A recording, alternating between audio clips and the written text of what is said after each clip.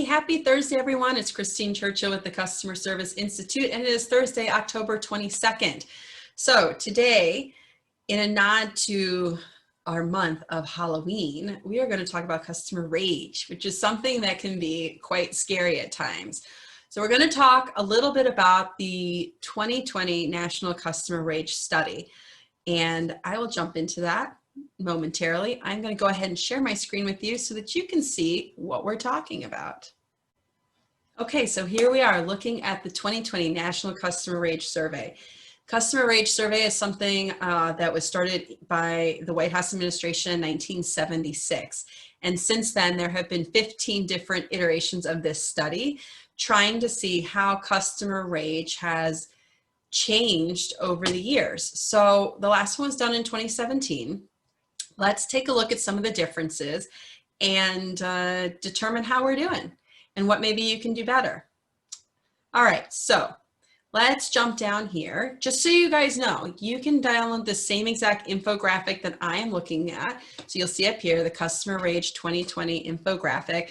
You can just grab that, type in Customer Rage 2020 in your search engine or Google, and you will find it immediately. So 3 key takeaways in the customer rage study for 2020 is that customer rage is fueled by customers wasting their time and not getting the type of service recovery they're looking for.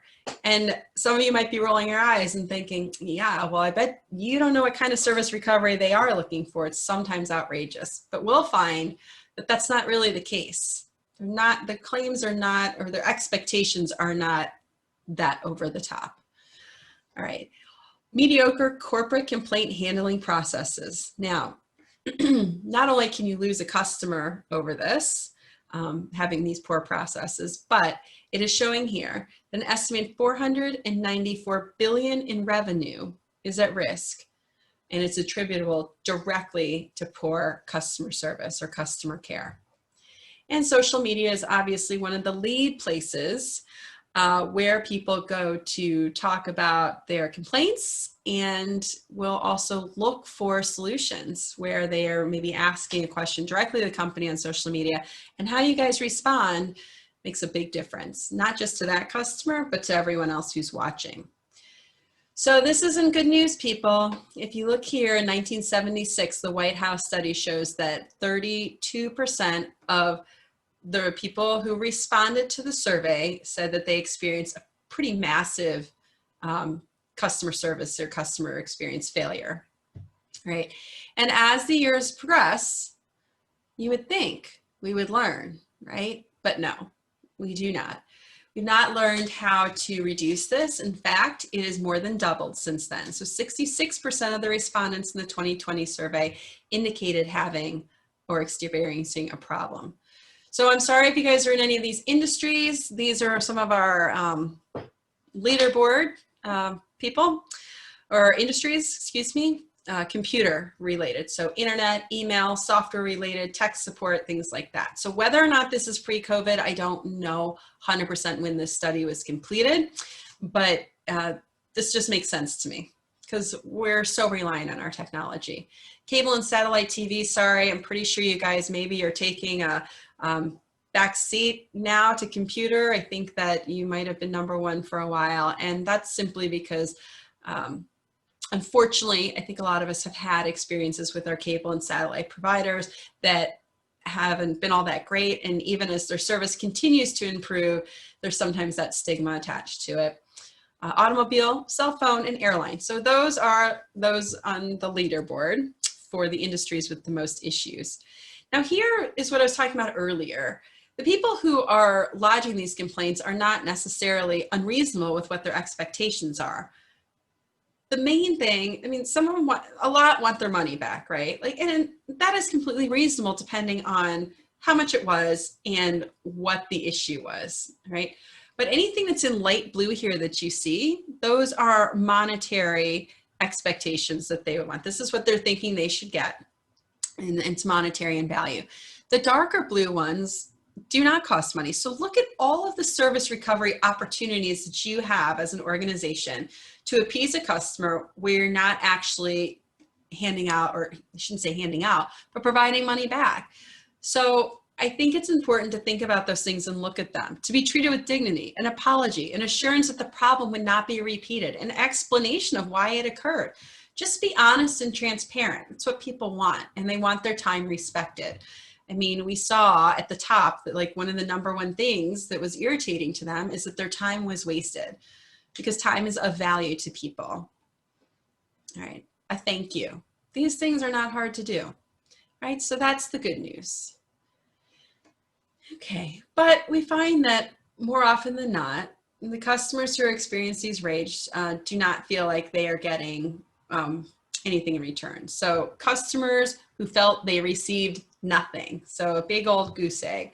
So 58% of those that complained felt that they received nothing. So basically it seems like none of these on this list above were satisfied for those individuals. Okay, so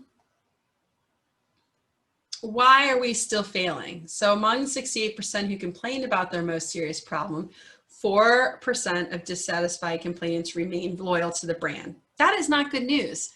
In fact, that's horrible news. 4%, guys, service recovery is one of the number one ways that you can get loyal customers. And I know that sounds crazy, but if you are able to provide a good service experience for them in a time when they feel that things are dark, they're going to have a lot of good things to say about that. I feel like it's just like any relationship. Those types of gripes or things that are happening often can bond families and you know, people closer. It's the same thing with organizations. If they know that you care about them as a customer and are willing to do what it takes to make it right, you're going to have a loyal customer. So this just proves to me right here that people do not take service recovery seriously, and they should, because we don't know out of that what is not added to that 494 billion in revenue that is lost, that is stemming from poor word of mouth. So my thought, it's a lot higher than 494 billion in revenue being left on the table, because we can't account or attribute a monetary value to poor word of mouth, because that's all going to be dependent on a person or a customer's reach. And you don't know who people know, how people know them, or how they're going to reach out, or what their reach looks like on social media.